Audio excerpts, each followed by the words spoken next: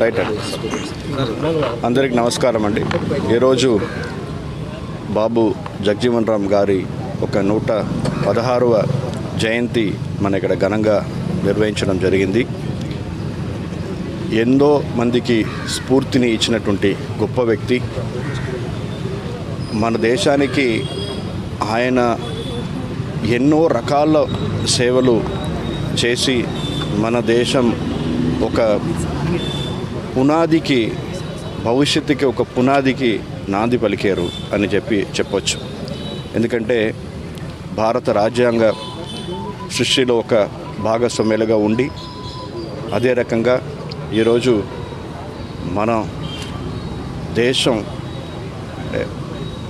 Food సఫిషియెంట్గా ఈరోజు ఉంది అంటే దానికి పెద్ద కారకులై యూనియన్ అగ్రికల్చర్ మినిస్టర్గా ఆయన గొప్ప సేవలు అందించి గ్రీన్ రెవల్యూషన్లో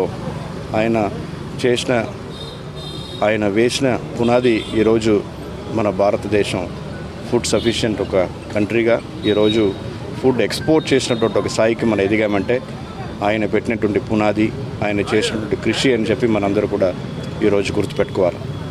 అదే రకంగా మరి బడుగు బలహీన వర్గాలకి ఆయన స్వతంత్రం ముందు నుంచే ఆయన చేసినటువంటి పోరాటాలు, మరి అడుగడుగున ఆయన మన దేశం పట్ల ఉన్న ప్రేమతో ఆయన ఎదిగి మరి 30 సంవత్సరాల ఒక వివిధ హోదాలో మినిస్టర్గా, వివిధ శాఖల మినిస్టర్గా ఉండి ఏ శాఖలు ఇచ్చినా, అది రక్షణ శాఖ అయితేనేమి, డిప్యూటీ ప్రైమ్ మినిస్టర్ అయితేనేమి, అదే రకంగా అగ్రికల్చర్ మినిస్టర్ అయితేనేమి, ఏ శాఖలు ఇచ్చినా దాన్ని ఘనంగా నిర్వహించి మరి మన దేశంలో ఉన్నటువంటి బడుగు బలహీన వర్గాలందరూ కూడా గౌరవపడే విధంగా ఒక ఆదర్శ వ్యక్తిగా మన ముందు నిలిచారు.